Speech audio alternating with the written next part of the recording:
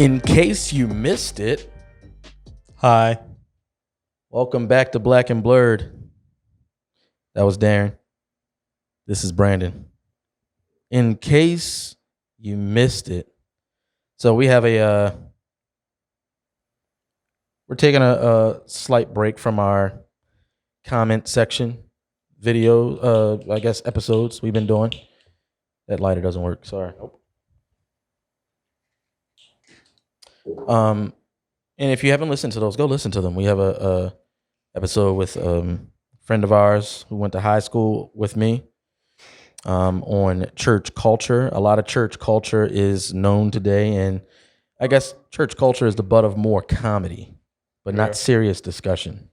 Wait, I've never seen like a, you know what I mean? Yeah. There's so many comedians that are Christians. And so they don't cuss. That's their Christian. You know what I mean? That's their they don't Christian cuss. superpower. It's clean. It's clean They don't comedy. cuss, but you don't hear any good news. Right. And you don't hear the good news often from them. If for some reason any of you famous Christians hear this, then hopefully you would take that as just a bit of an exhortation to share the gospel. This fan will not let me light this cigar. to share the gospel. I have a lighter, but so we did an episode with a friend of mine. We talked about church culture because church pain and church hurt's a real thing.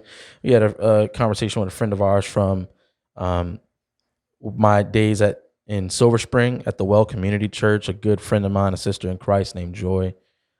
Just talking through a lot of different issues. Go check that episode out. And we were supposed to have another comment section today. Yeah. But some things fell through.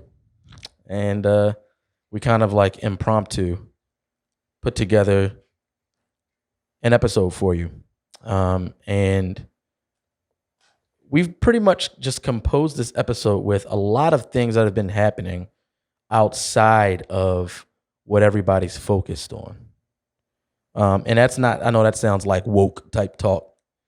I'm not saying, look, so if you know, you know. I'm just saying there are different stories that a lot of us have heard about, but they're not front and center, but they're extremely significant. And so in case you missed it, we're going to talk through some things. And they're not all just headline stories, but it's more so like discussions around the things that are happening that aren't as popularized as recent events today.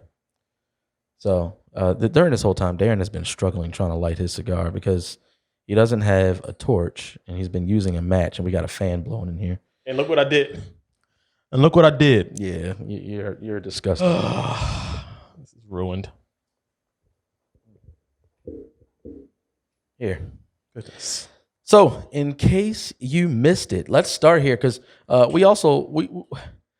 want to make sure we get through all of these because I want to talk about them. And so we just like list them all off and then talk about them, or no, we can go through it. We can go through as we go. I you can't see what I see right now, but I'm starting with there's something I thought about today.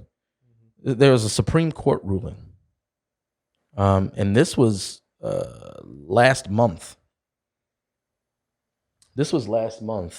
And in that Supreme Court ruling, there was a redefining of the term sex. Were you aware of this? You mean like as far as sexual organs, or like what it means to have sex? Well, the implications, sexual organs, but not the act of engaging in sex, but sex regarding sexuality, gender identity. Why are they ruling on that? Well, in civil rights law, sex in civil rights law now legally means sexual orientation or whatever gender you think you are. Interesting. That's the result of a surprising Supreme Court decision, Bostick versus Clayton County. And it's from Justice Neil Gorsuch. And there was a good piece on this Supreme Court ruling by a Christian apologist named Frank Turek, Dr. Frank Turek. And the piece that he wrote up on, he listed out 5 casualties of such a ruling. You know, you hear this, and I guess people who listen to this or hear any Christian talk about such a ruling, they would say, "Oh, it's Christians, and you guys hate gay people. That's why you hate the Supreme Court ruling." And You know, that's just that's a grotesque view of the issue at hand, really. But right, he lists 5 casualties. I want to go through a couple of them. One of those casualties of such a ruling, one was the American people. And he brought that up because the Supreme Court has been using their position as an opportunity to create law. Yeah, right. Not to rule. Yeah, they've been creating law, and we don't say anything about it. Right. There's nothing that's happening. So I guess my understanding of the Supreme Court, it is their job to, based on the law that exists already, hash out gray area when it comes to stuff like that. When it's a a victimless ruling. Right. They're there to clear up the gray area that exists within the law. Right. But on the basis of the law too. Right. Right. Yeah. And if there needs to be legislation that happens, then that's when we get involved as citizens. But the Supreme Court, matter of fact, Frank Turek says it well. He says it's an injustice for judges to impose their legislative will on the people. If judges want to change the law, then they should do what any citizen has to do: convince fellow citizens to go through the legislative process to get the law changed. To merely impose their will on the people is tyranny. That's exactly what it is. But if we're for it, then we don't care. We don't care. You know, if the Supreme Court said that, hey, from now on, everyone who doesn't buy a cigar goes to prison. We, Darren and I, should be right next to you fighting against such an action. Right. Doesn't matter whether or not we're cigar smokers. Right. It doesn't matter whether or not they're ruling on something. They're not even ruling. They're creating something for our benefit, or something that we would be proponents of. The fact of the matter is, the number one casualty of this is the people of the United States of America, because your rights are nullified in this. The legislative process and the infrastructure of the country, something that we all fight for, whenever something is out of whack and people are like, hey, this goes against the infrastructure of what this country should be, then it's like, all right, it's time to let our voices be heard and do stuff about it. And so I think that's why people put up a fight against certain things, because it seems inconsistent. Right. And as far as justice is concerned, it doesn't seem to actually be on the main menu here. That's casualty number 1. Casualty number 2, men and women in general. They're casualties in this. Why? Because they lose their biological basis of identity. Biological. By this, it says legally means sexual orientation or whatever gender you think you are. Right. Now, technically speaking and truthfully speaking, men and women are the casualties here. But based on the conversations as of late, the more significant half of that would be women, because that's where all of the attention and fighting and stuff has gone towards. Right. Here's the thing. All of that fighting, which, and I don't know how my voice sounds over this. I'm not being condescending when I say that. There's some good battles being fought regarding that.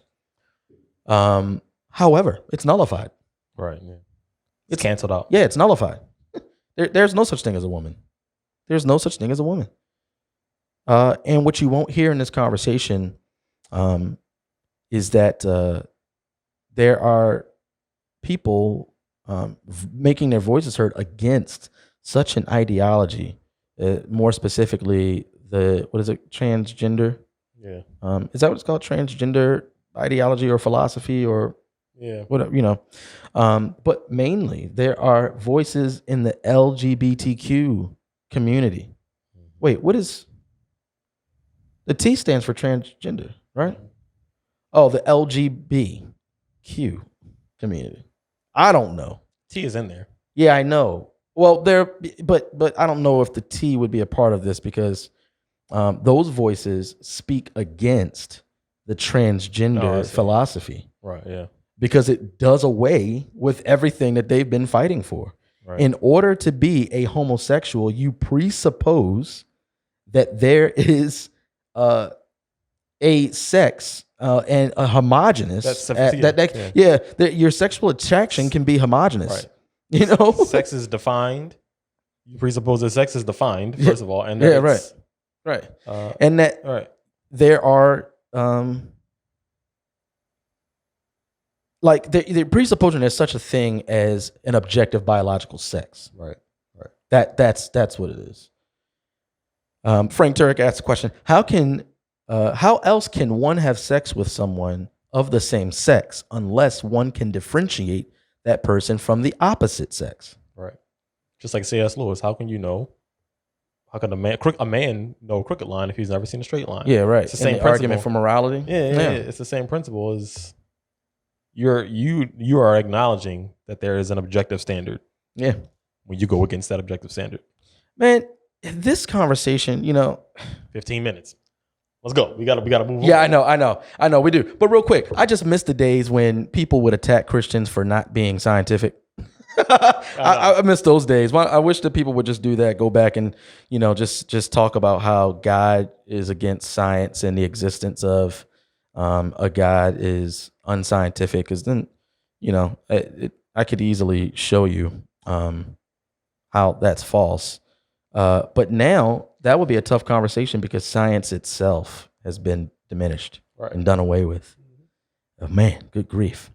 So yeah, those are a couple of casualties listed out by the Supreme Court ruling. In case you missed it, that's what our Supreme Court just did. You can be whatever you want to be, and you can do it in the blink of an eye. I'm a woman. Right. No, that's it. I'm done. I'm a woman. I'm a woman now. I changed my mind. I'm back to a man. I am a part of that community now. Now, I'm a child, and I want to date another child. Yeah, hey, look, that's where, we're not far away from that. As a matter of fact, there are groups who are advocating for such an ideology.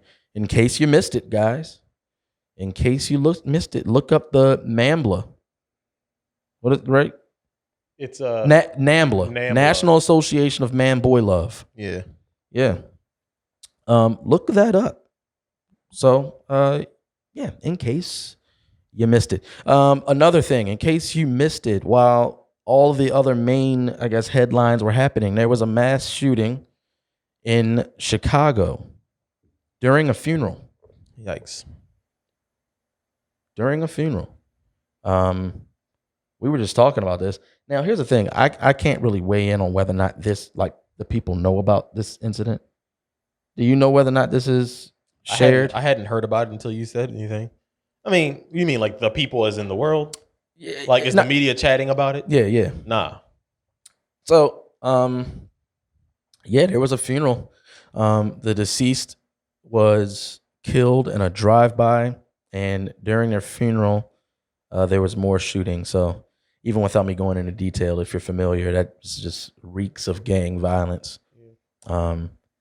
And another aspect of people's grievances with mainstream media is that this type of shooting and this type of, crime doesn't meet the qualifications to share. It actually goes against the things they've been looking for us to fight over, guys. All right. We're supposed to be fighting every time someone is shot with a gun, then you're supposed to be turning your hatred towards a friend who is a gun owner. That's what you're supposed to do. Or turn your hatred towards all white people because they're all rednecks and they own guns. Mm-hmm. That's the thing. So that's what we're supposed to be doing right now.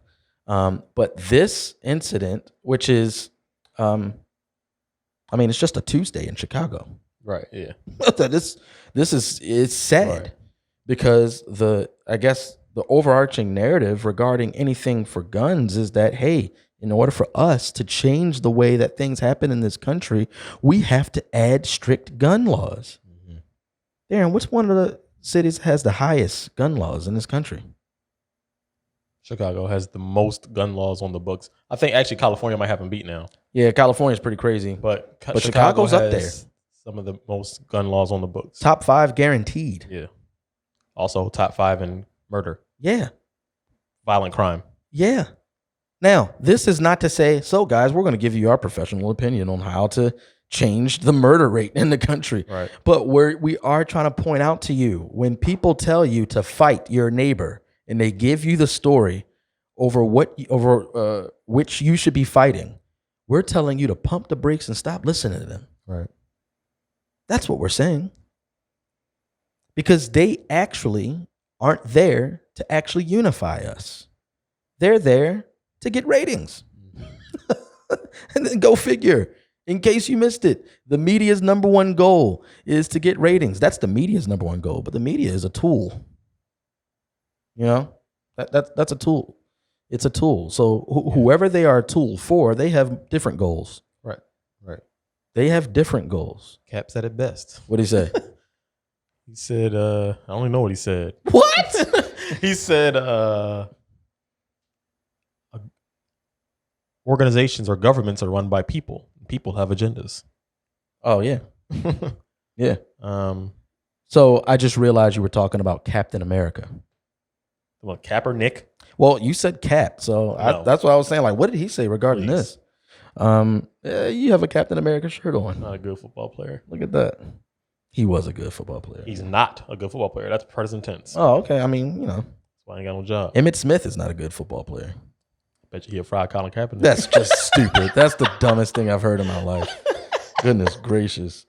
Yeah. But also, Father's Day weekend, what was it? We just watched the video. It was 112 shootings or something like Yeah, that? Brett 107 or something. 107 shootings in Chicago on Father's Day weekend. Yeah, did you know about that? Now, Did you guys hear about that? it's not the thing. Right now, the guns are not the thing. Right now, it's Corona and it's white people and police officers. They are the enemy, not the gun owners. Yeah. It'll cycle back around. It'll cycle back around. You just wait. Yeah. If not soon, then give it another 4 years. Right. But you notice they never talk about Chicago. Like when the shooting things come back up, newsflash, there's probably shootings every day all across this country. Mm-hmm. But we only are told to care about specific ones. But anytime the shooting frenzy pops up, they never mention Chicago and LA and Baltimore and Detroit. And New York is also spiked in guns this past week or so. With the pandemic, yeah. Well, a lot of people went out and bought. No, I mean gun violence. Oh, I see. New York. They don't mention those. They mention the ones that they want you to go, aha, they don't have gun laws, so let's attack. They mention Texas and New Mexico, shootings in Ohio and Oregon. Those are the ones that they get you on. Yeah. Virginia. You know, they want to say, mass shooting in Virginia. Good guy with a gun don't stop a bad guy with a gun now, does it? Yeah. You know? I mean, I've explicitly heard these statements. Yeah. It's frustrating. Yeah. It's man, just the way that people acquiesce to the narrative is very just frustrating. I'm sick of it. To the core of my spirit, I'm sick of it. I'm sick. I mean, it's very frustrating. It has nothing to do with our ability to agree on every itemized thing regarding the world and reality. Yeah, sorry, I just choked on my scotch. But I'm sick of people being so willing to have somebody walk down the street, a stranger, as me and you are walking down the street together. And the stranger says, "Hey, you know he hates you, right?" And then you like, "What?" Right. What? Yeah. Wait a second. That's exactly what it is. Can we talk about this for a second? Exactly what it is. Oh my goodness. What? I'm so sick of it. I love that clip from the pit of my spirit. I'm sick of it. You know, so all right, let's move on. Because you brought up a good thing. Even in that conversation, what the conversation is and what the conversation has been. In case you missed it, what are the results of our efforts over these past few months? All right. You know, we had George Floyd was murdered by the police. And even in that, watching that video is extremely angering. Yeah. And where my mind went. Ooh, chocolate. Yeah, I told you that's a good stick. Yeah, chocolate. Fink cigars, Black and Blurred, brought to you by Fink. So they were, kneeling on his neck. And in a way, my mind took that whole incident this is the issue with having unchecked police. Yeah. And then, go ahead. What you got? I thought you were about to say something else. And an unarmed populace. Yeah. You know what I mean? Yeah. Police, That's right. they act a little different when the citizens are armed legally. Mm-hmm. They're walking around armed, holding police officers accountable. Holding them accountable.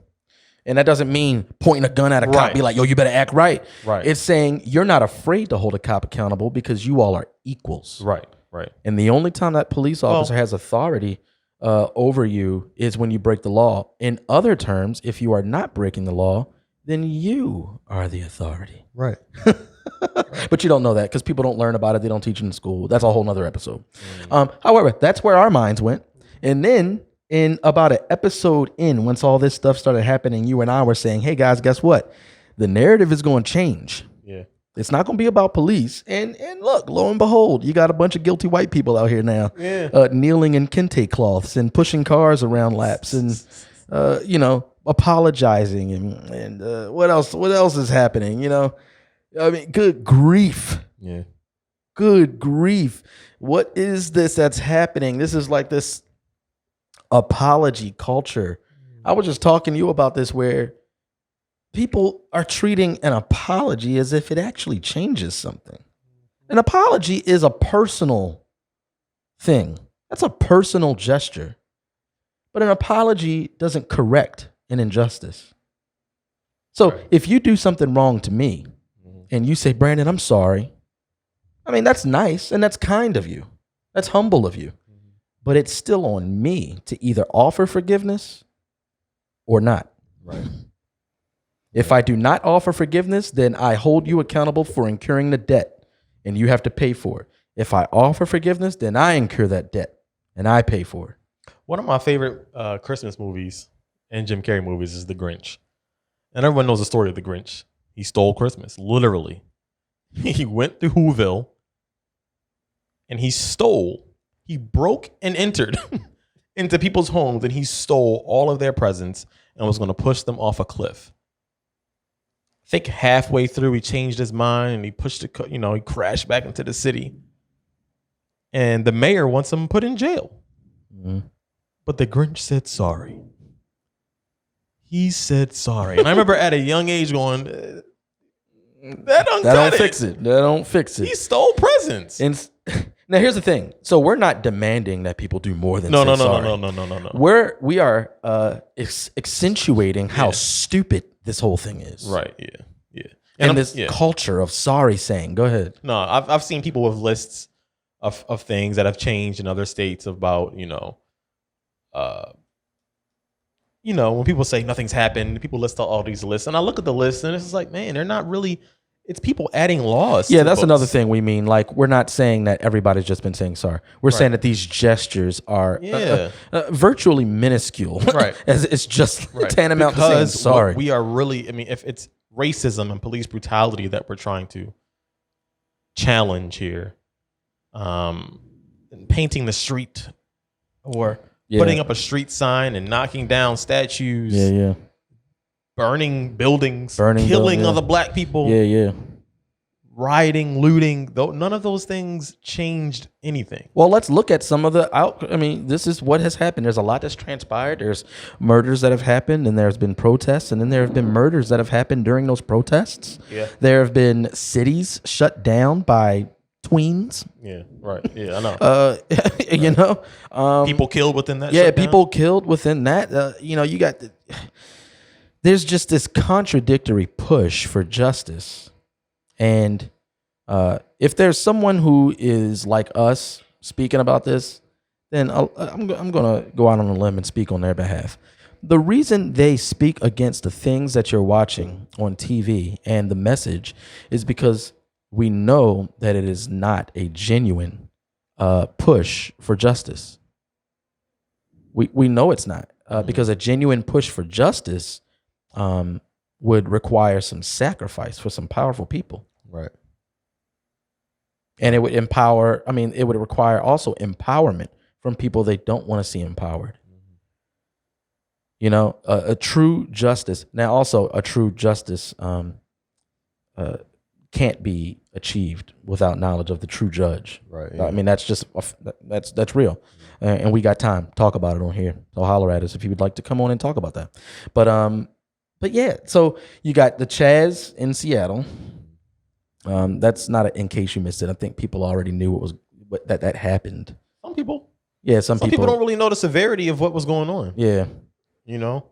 there were people busting down cop cars and taking the rifles out of them. Yeah. So they pretty much shut down a portion of Seattle. Businesses shut down. A very small group of people in Washington. I don't know why Washington State. And they weren't letting people pass through there. Yeah, they destroyed the police precinct, ran the police out, broke into their car, stole their rifles, passing them out. You know, they planted a garden. They tried to make it seem like it was so. I mean, I'm sick. I'm sick of it. Sick of it. I can't believe it. Core of my spirit. Yeah. I'm sick. You know, and you know, people blame the mayor at first because the mayor was all aboard. You know, she just thought it was good. You know, until people out there started getting killed, children included. I think an 11-year-old boy got killed. Yeah. And a 12-year-old girl got shot. She didn't die. Yeah. In case you missed it, because I know you didn't hear about that. And it's just like, what is going on? And then people started blaming Donald Trump. Like, if this is a time to put some people in a city, now's it. If there's a time. What do you mean by that? So people were saying that in DC, how he had the National Guard out there. Oh, so put the National Guard in. And it was like, if there is no time, if there's a time for a National Guard to step in, now is the time. You got people illegally taking over people's businesses. Yeah. You know, if they want to do it in their own parking lot or their own garage, that's fine. But they're keeping people from, and it's people suing. Private business owners are suing Seattle for not doing something about that. Yeah.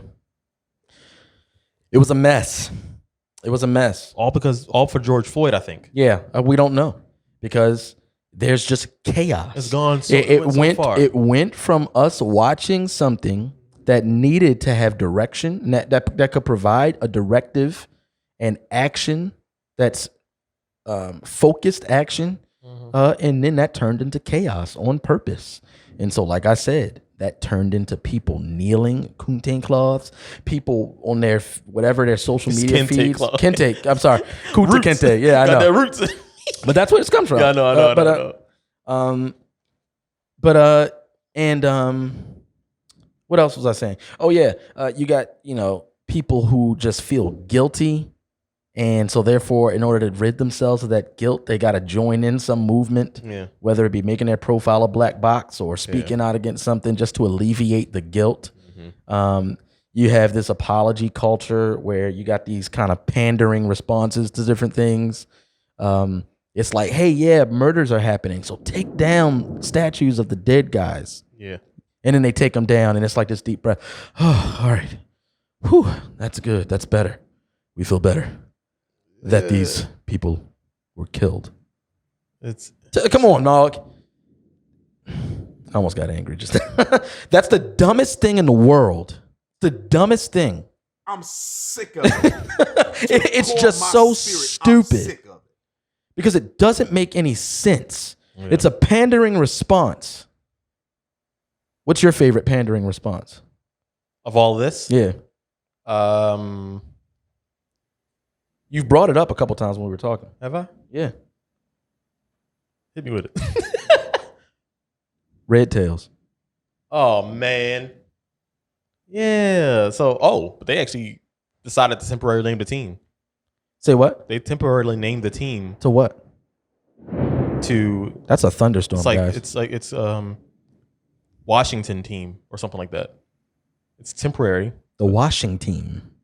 Ugh. No, but yeah. So one of the names in the I guess in the hat for the Washington Redskins name change was Red Tails. Not only did I hate that movie, that movie was so the remake. Bad. Yeah, the remake. I mean that's it. It's the remake is only called Red Tails. The original is Tuskegee Airmen. Yeah. So they did a remake of the Tuskegee Airmen movie with some of the same original cast. Some of them. You had Lawrence Fishburne, Cuba Gooding Jr. But yeah, they had this movie called Red Tails. It was awful, but it's about the Tuskegee Airmen, and they were actually thinking about naming the Redskins Red Tails. Red Tails. What? It's a sorry, man. They go from one ethnic group to the next. Why? Right. And in a lot of years, if the country is still not living up to the standards of justice and equality, Red tails will be offensive. Probably we can hear the rain right now. I know, it's wild. Our power might go out. That sucks. We'll see.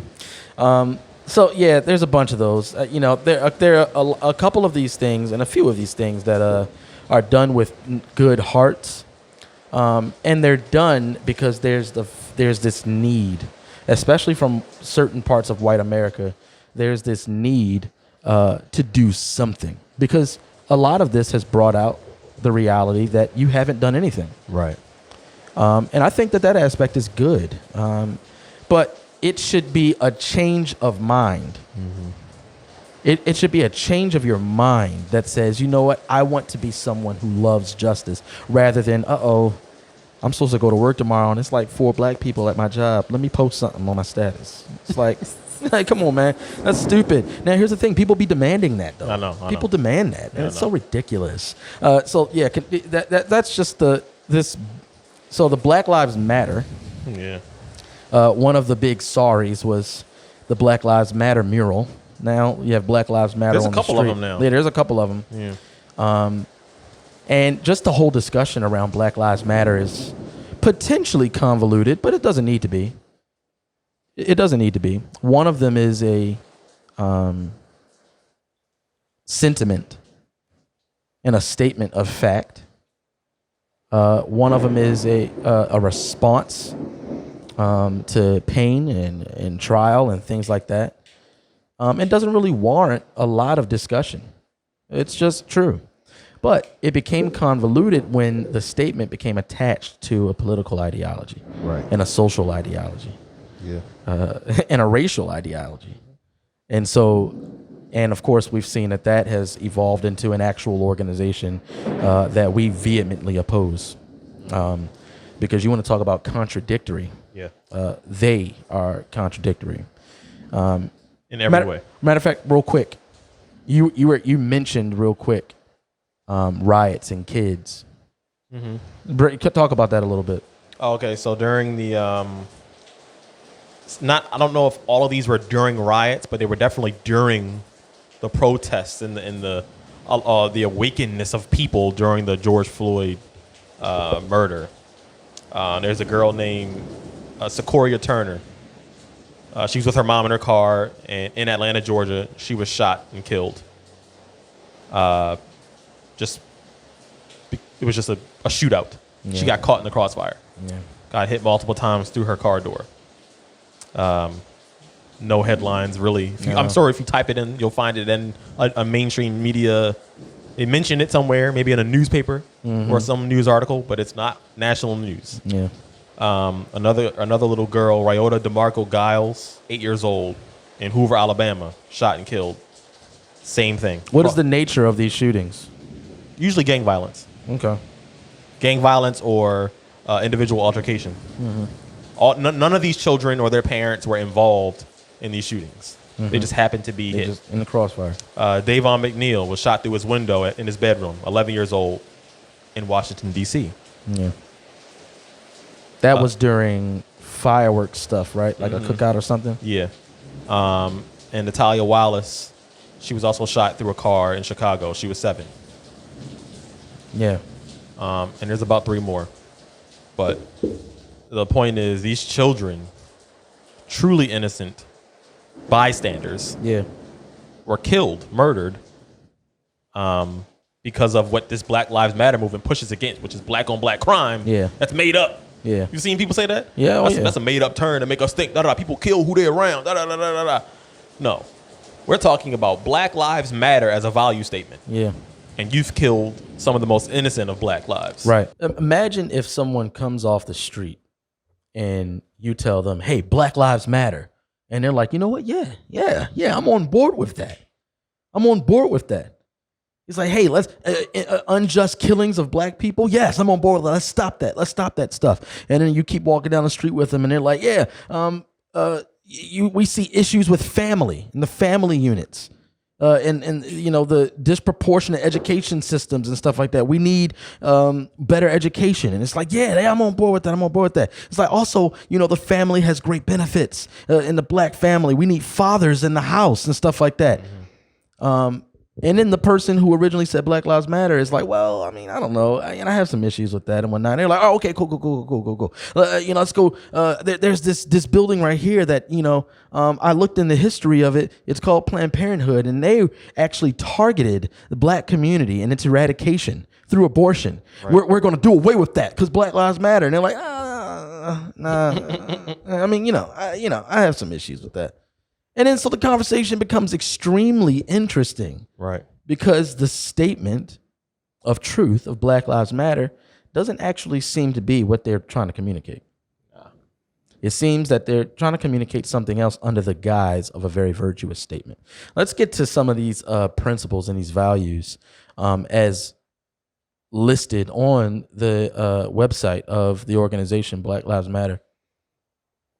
You know, it starts off, they say, we've committed to struggling together to imagining and creating a world free of anti-blackness, which I wouldn't know what that, I don't know what that is, but free of anti-blackness, where every black person has the social, economic, and political power to thrive. So there are a few issues I have with that statement.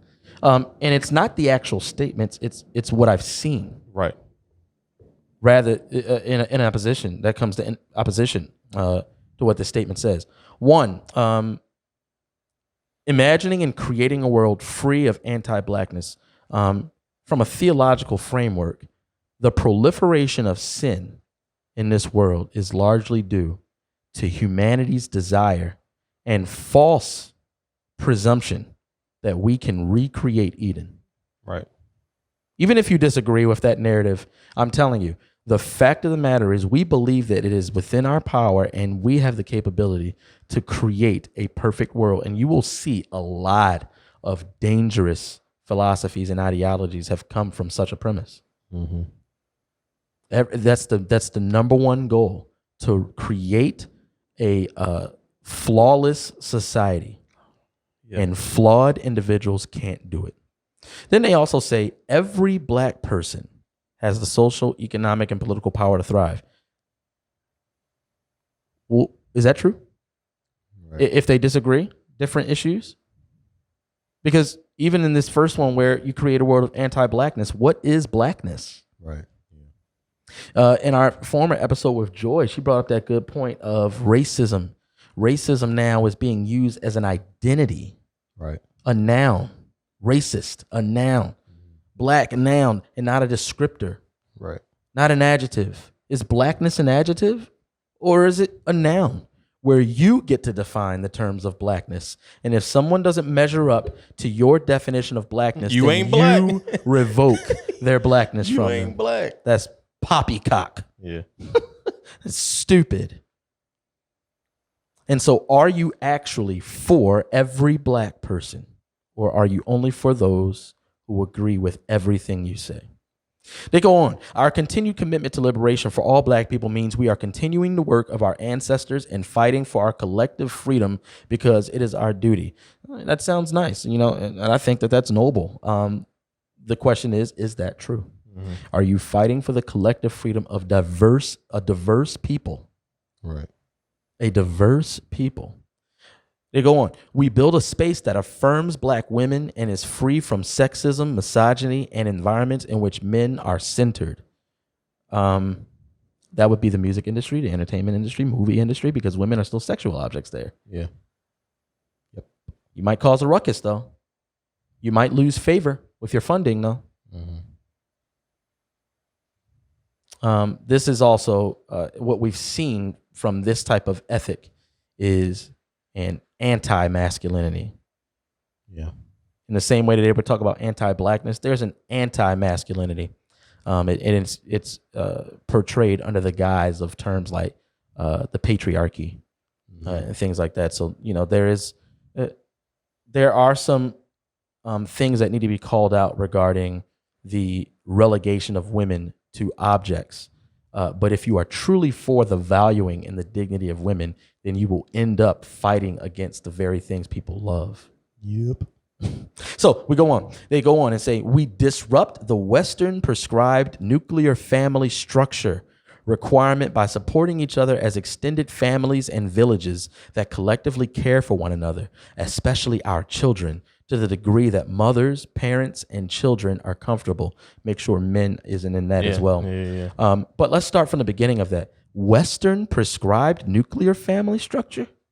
What is that? I'm curious. Are they saying that father, mother, and child is Western? Yeah, right. Yeah. Someone went to public school, Right. apparently, because that's not Western. Right. That is not Western at all. As a matter of fact, it is because of this very same reason that people who would disagree with us for our Christian beliefs, we would all be unified in fighting against this. Mm-hmm. Because we have similar values when it comes to the benefits of the family. Right. They are not for the building up of black people. You can't be for the building up of black people if you are a part of destroying the family. Right. Which is one of the core issues that has infected the black community. Yeah. Destruction of the family. We see the ripple effect of slavery, which was a destruction of the family. And they are saying here, where do they say it? Our continued commitment to liberation for all black people means we are continuing the work of our ancestors, because your ancestors were stripped apart from one another. Fathers taking from wives and mothers, mothers left only with children. Don't we still see that today? Right. And you are a proponent of such. So yeah, there are some issues that people need to look into and recognize that, hey, if you are for the black life, and obviously for any life for that matter, then the more and more you begin to love your neighbor, the more and more you will have conflict with this organization. And there's just a plethora of hypocrisy from people who are adherents of this organization. I'm not going to blame the organization for all of its followers and in the way that they respond, but there is a significant level of hypocrisy, as with any organization. Well, you definitely don't see like leaders of the organization come out like, no, guys. That's right. We don't mean this. Yeah, that's right. This is our mission statement. Yeah. Not this. Yeah. You know what I mean? You don't see that. Yeah. We're talking about the proliferation of ending black lives coming through abortion. Right. Guys, I know some of you may be sick of the Christian talking about abortion, but guess what? I don't care. Look it up. Look up the origins of Planned Parenthood. It's actually disgusting that we today can be a society that is doing all of this pandering stuff like removing statues and writing words in the street. But we are celebrating an organization whose goal was to destroy the black family. Right. Look up the creator of Planned Parenthood, Margaret Sanger. If you just if you just go to Google and look up Margaret Sanger, the first things you're going to find are people in defense of her. Yeah. The Christian has I think, a more accurate understanding of the way the world is, because it's not flesh and blood we're battling against. This is a spiritual warfare. It's a spiritual warfare. And you need to arm yourself with truth. And the truth is not a collective of bullet points. It's a person. He's a person. You need to start asking questions about this person, Jesus. But there's been a plethora of contradictions and hypocrisy and hateful rhetoric. And then if you even disagree with the slightest phrasing, then you'll be slandered and ridiculed. Terry Crews is an example. He's an example. He talked about how the Black Lives Matter, he hopes that it doesn't become Black Lives Better. Right. Yeah.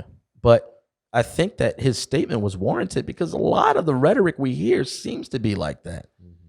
Even from non-black people. I've said this before, but I've never in my life seen so many white people that hate white people in my life. Yeah, I know. I've never.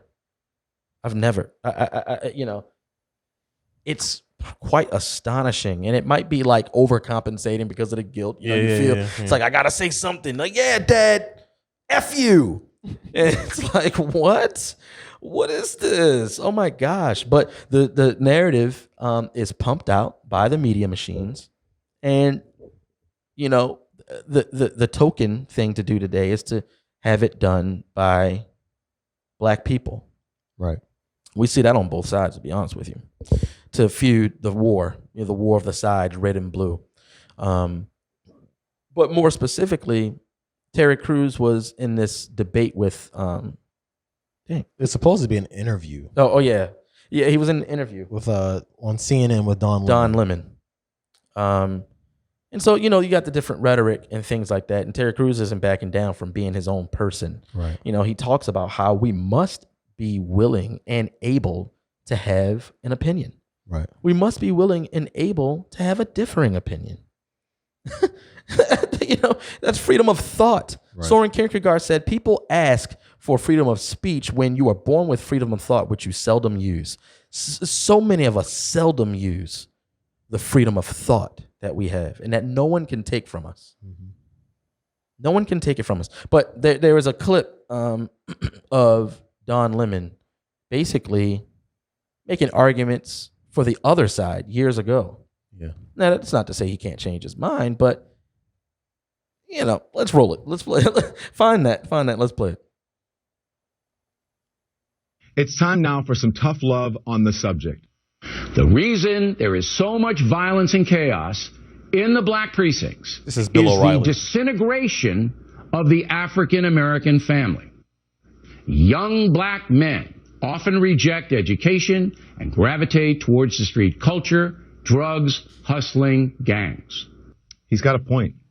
In fact, he's got more than a point. But in my estimation, he doesn't go far enough. Because Black people, if you really want to fix the problem, here's just 5 things that you should think about doing. Here's number 5. Pull up your pants. Uh-oh. Number 4 now is the N-word. Now number 3, respect where you live. Number 2, finish school. You want to break the cycle of poverty? Stop telling kids are acting white because they go to school or they speak proper English. And number 1, and probably the most important, just because you can have a baby, it doesn't mean you should, especially without planning for one or getting married first.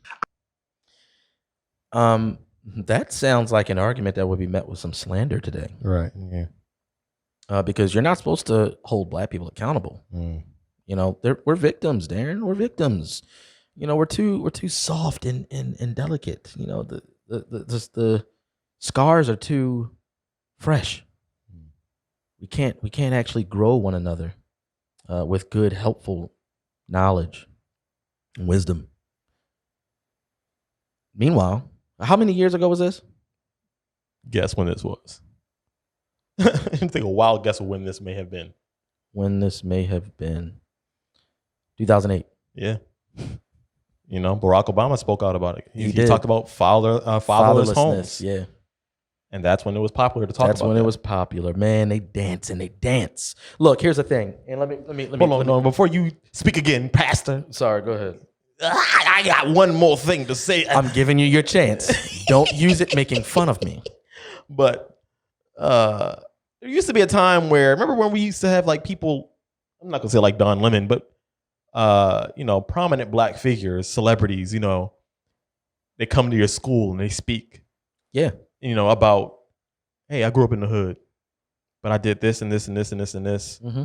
I got rid of these people. Mm-hmm. I made these choices, and now look at me. You know what I mean? Denzel is still one of those. Yeah, those talks. I remember football players coming to our school, pro athletes for us. I went to Woodlawn High School, and I remember a couple times, I think it was, can't remember who it was. I think it was like Chris Canty and some other people came to our school and they talked about it. Look, leave all this other stuff alone. You want to be a football player?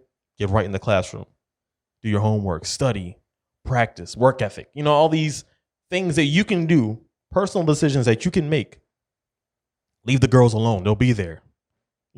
All these personal decisions that you can make to make your life better. Yeah. People who lived it, who had, you're looking at them as the finished product. Like, hey, I made it to the NFL making millions of dollars. Here's how you can get here. And that's kind of like what Don Lemon's doing here. Yeah. He's a lead news anchor on CNN. Yeah. Black man. He obviously did some things right. And he's talking about things that are happening wrong in the black community that we can change within ourselves. But now you got prominent black people who've made it playing victim as well. Yeesh. Like, what? Why are you not addressing the kind of work ethic that you've had? Yeah. The hard work that you had to put in, the decisions that you've made. I love LeBron James as a basketball player, but he does not address those things. Yeah, no. He talks about the victimhood too. Yeah. It's like, dog, you don't open your car doors. Right. Teach me how to get there. Yeah. Hard work. Having a strong community around you. Right. Yeah. Not make bad decisions. Right. Which we applaud you for, Yeah, LeBron. Right. Exactly. You were a gazillionaire at like 19. Exactly. Right. You know how much pressure and temptation comes around that? Right. Meanwhile, Stainless. Right. The biggest issue people can have with him is playing basketball in Miami. Right. Right. Not shooting the clutch shot at the end of the game. Yeah. I mean, I do be having issues. But you know what I mean? Like, you look at LeBron's track record and there's no blemishes on his career. Mm-mm. You look at other prominent athletes, Kobe, Jordan. They got some blemishes in there where it's like, you start to question their character. Mm-hmm. Here's LeBron with some of a clear record, all nothing but superstar athlete credentials. Yeah. Oppression. Yeah. Now here's the thing. Let's be fair. As far as actions, he has started schools. Yeah. He has helped fund things that build up the community. Right. But that's, you know what I mean? That's another part. That's also a part of my problem. Yeah, is that because he doesn't talk about, my fellow black athletes. Let's do this. Yeah. This can help our community. Yeah. Let's build some schools. Let's build a bank. Yeah. Let's do that. You know what I mean? Let's teach classes on how to manage finances. Yeah. Let's talk about how a lot of our millionaire friends blow their money because they never knew how to manage money when they were younger and they didn't have any. He's not talking about that. Yeah. I know. He does all those good things, but that's not his message. Right. Right. Ray Lewis. Hey, his Hall of Fame speech, man. people got real uncomfortable. Yeah, they did. They got real uncomfortable. Yeah. Because, you get on the stage, you start quoting scripture and holding people accountable to affect and change in their community, and things can get real uncomfortable. But yeah, man. So in case you missed it, there's been a lot that's happened since the different events that had us all up in arms, which some of those events should have, as human beings. But then that narrative was a potentially unifying narrative, and that had to be changed.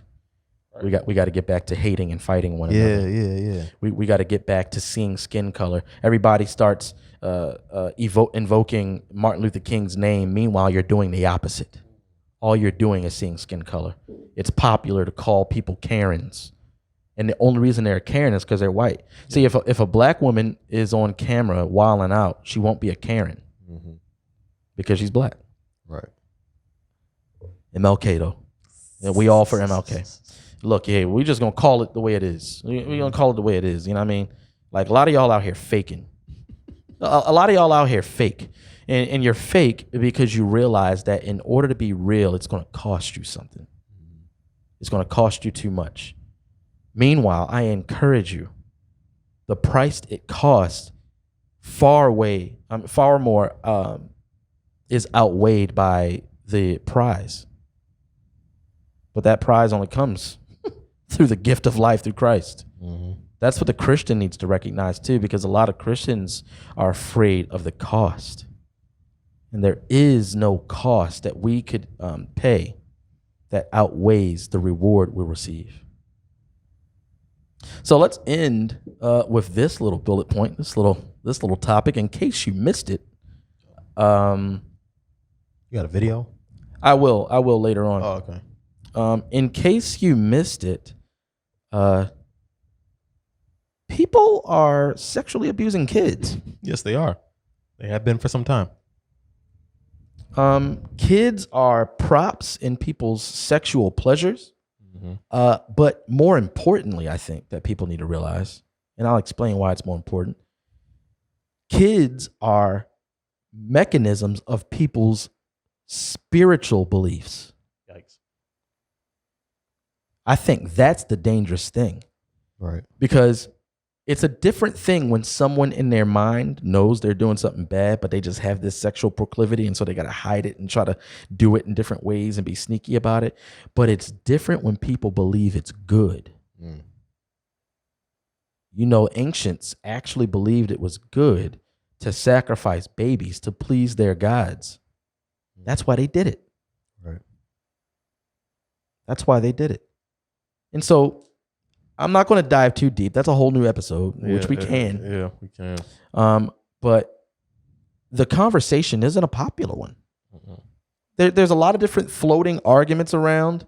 There are people who have different narratives regarding everything that's happening. They're piecing together different plots and then they're drawing conclusions saying this is happening. And then you have people on the other side saying, you are all foolish. You're crazy. You're crazy. But let's start real quick with what we know.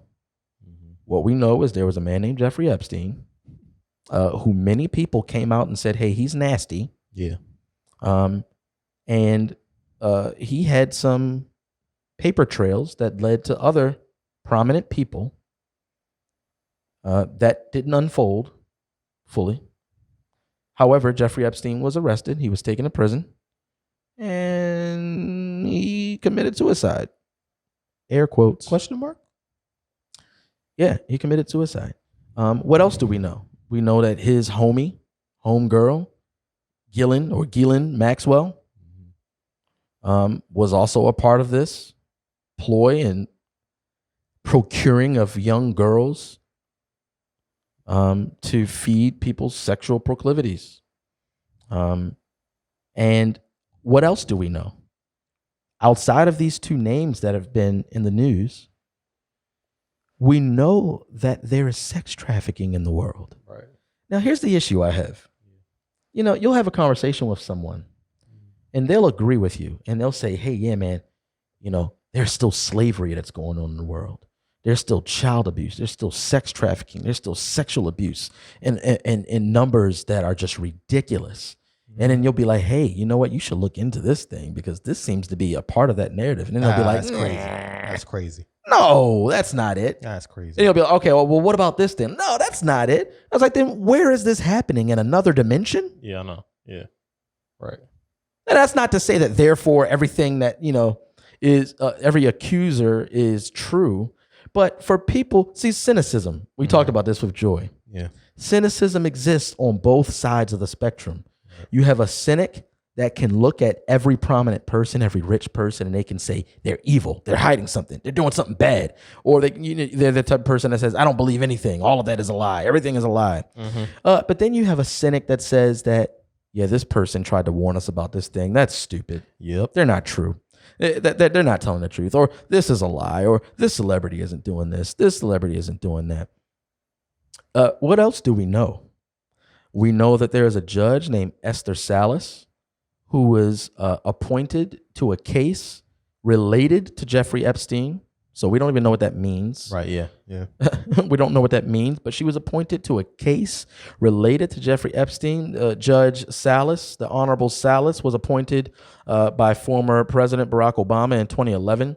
And 4 days after she was appointed to the case related to Jeffrey Epstein, her son was shot and killed, and her husband shot and critically injured. Yeah. And they were both shot in their home in New Jersey. That's what we know, in case you missed it. In case we were so enamored by the outrage we were told to have, and then once we're told to die down from the outrage, we go back to our, streaming and scrolling. Corona. And all of that stuff. That stuff is happening. It's happening right now. And this is a sobering thought. I want you to think about this. For the people who are coming up with the theories, for the people who are quote unquote debunking the theories, no matter what you're saying and no matter what your conversation is like, at that very moment, a child is being sexually abused. Right. So at the very least, it's a conversation that needs to be taken seriously.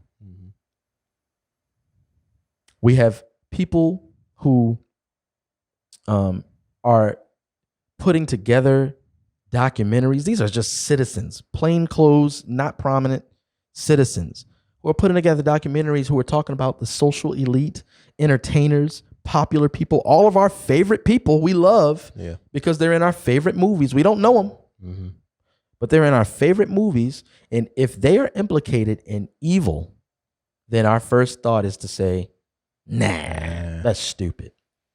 That is dumb. Meanwhile, these conspiracy theorists, quote unquote, aren't the ones who create the narrative. Right. They're not creating the narrative. They're actually following a narrative that's being told from witnesses. That's told by witnesses or victims from the inside.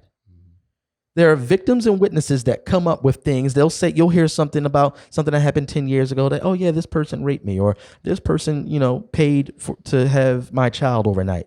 And you don't hear anything about it because the news won't talk about it because they're not here for us. News isn't here for us. And then 10 years later, you'll hear somebody else that says, yeah, this person did this, this is what happened with Jeffrey Epstein. Yeah. Nobody knew who Jeffrey Epstein was. But then over the years, you start seeing these bodies piled up on his list. Meanwhile, as those bodies are piling, everybody is dismissing them in real time. And so you have people who are being abused and no one valuing them. And some people are extremely complicit in that. You want to talk about complicity? Yeah, it doesn't mean you got to go out and catch a plane to, Saudi Arabia and help save some people. You have the expertise to do that and the funds to do that. That's fine. But I'm talking about in the way that you handle the conversation. This whole conspiracy theory debunking is, I think, harmful. Yeah. Because it's done by people who don't want to think. Right. It doesn't mean that every conspiracy theory is true. It means that the debunking is largely done in part by two parties. One, by the guilty party, and two, by the ignorant party. Yeah. Who is inadvertently helping and aiding the guilty party. We have people in Hollywood who cry out in subtle ways that we don't even pay attention to. I want to play a quick clip, one of my favorite clips from Dave Chappelle. And Dave Chappelle was at the Screen Actors Guild, doing an interview. And he talked about back in a time when everybody was calling Martin crazy because he was running around and he was talking about people trying to kill him. And so therefore, nobody cared about it. The media didn't talk about it that much because we're talking about Hollywood. And if you start opening that door to Hollywood, you might see some very nasty stuff. But listen to what he says. When we did Blue Streak, we were promoting it, and Martin had a stroke. He almost died. And then after that, I saw him, and I was like, oh my God, Martin, are you okay? And he said, I got the best sleep I ever got in my life. That's how tough he is. People So laughing. let me ask you this. What is happening in Hollywood that a guy that tough will be on the street waving a gun, screaming, they are trying to kill me? Yeah. What's going on? Why is Dave Chappelle going to Africa? Why does Mariah Carey make a $100 million deal and take her clothes off on TRL? A weak person cannot get to sit here and talk to you. Ain't no weak people talking to you. Right. So what is happening in Hollywood? Nobody knows. The worst thing to call somebody is crazy, is dismissive. I don't understand this person, so they're crazy. That's bullshit. These people are not crazy. They're strong people. Maybe the environment is a little sick. Ladies and gentlemen, that's truth. Right. Not only is it the truth, it's a cry that we don't even listen to. He asked the question about his own actions. Right. Yeah. To get you to probe. Right. Now, here's the issue you may have. You may have an issue with people who come out with these outlandish theories that just sound so ridiculous. Well, I have two things to say about that. One, the reason people have to connect their own dots is because the media won't do it. Right. Yeah. The media will not share information. Not only that, they actively suppress the truth. the media suppresses the truth. If you want to have an accurate view of the world, you will not get it from the media. You'll get tidbits, Right. but you will not have an accurate assessment of our reality. That's one. Two, I lost it. Are you gonna say that if these people do outright talk about it? Yeah. He can't actually say it because he's afraid. Yeah. I remember there was an actor I mentioned on a while ago, Isaac Cappy, who had a very famous rant. In case you missed it, Isaac Cappy would do periscopes and Facebook lives of just outing actors and celebrities, saying that, hey, I know them personally, and they are pedophiles. Isaac Cappy, quote unquote, committed suicide after doing a Periscope video saying he's not suicidal. Right. But in one of those videos, Isaac Cappy, he called some people out, not as like a I'm calling you out, but as a cry for help. Dave Chappelle was one of them. He said, Dave Chappelle, you know things. Yeah. Please talk about it. You know more than you're saying. And so when this conversation happens, if people are talking about, in case you missed it, Wayfair, Yeah. people are talking about there are some interesting things regarding Wayfair Etsy. that needs to be looked into Yeah. with potential child sex trafficking. Now, this is the way you would handle that because children are precious. Child sex trafficking is evil. The worst thing you could do is call them crazy. Right. Because it's dismissive. And it would be a terrible thing if what this quote unquote crazy person said is true. Right. Because over the years, there have been a lot of crazy people who have said some stuff. They were dismissed as crazy. And then 1 to 2 decades later, we got a movie about it. Yeah. Right. Or a documentary. A documentary about it. Yep. So if you are someone who is uninterested in researching, but you're willing to call someone crazy, do everyone a favor and just stop speaking about it. You're still free to do it, but at least now, if you continue to do it, you will knowingly be doing harmful things. And so, yeah, these theories aren't coming up from just out of the blue. Right. Dave Chappelle. We have Corey Feldman, a child actor who is very vocal about Hollywood. He is very explicit in saying Hollywood is a den of pedophiles. He says the number one issue in Hollywood, it has always been and will always be child pedophilia. That's what he says. Elijah Wood seconds that statement. Yeah. Another child actor. Mel Gibson Yeah. says that Hollywood is institutionalized pedophilia. Yep. And there are people who don't even know about any of this stuff, but they're willing to say that's crazy. So I think that you need to start doing some reading and digging, but at your own discretion. Yeah. It requires spiritual backing. Yeah. Now, this is geared to the Christian. I actually don't like the fact that knowledge of the darkness of this world is very minimal today. Yeah. People don't actually know People how don't dark this know. world is. Right. They don't actually know it. And I think people handle that darkness in different ways when it comes to different Christian sects. Some people blame everything on the devil. The devil made me do it because they don't know about the darkness of the fallen humanity. But then we also don't even. There are people who, on the other side, and say that the supernatural aspect of darkness is just Right. I'm more of a practical person. Yeah. Like Jesus is my friend, and that's the basis Right. of my faith. He's not the Messiah who came to set things straight. Those things being the fallenness of humanity and also the proliferation of evil through the dark powers, Yeah. the rulers and authorities. We don't recognize that. Yeah. So, in case you missed it, Yeah. powerful people don't get investigated, guys. And so now we are in a culture where citizens are willingly slandering one another for asking questions. I wonder who gave those instructions. I wonder who told us to do those things.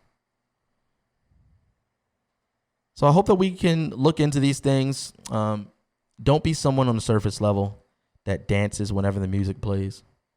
whatever the song is. If the song is racial, if the song is social, if the song is sexual, don't just dance because it says dance.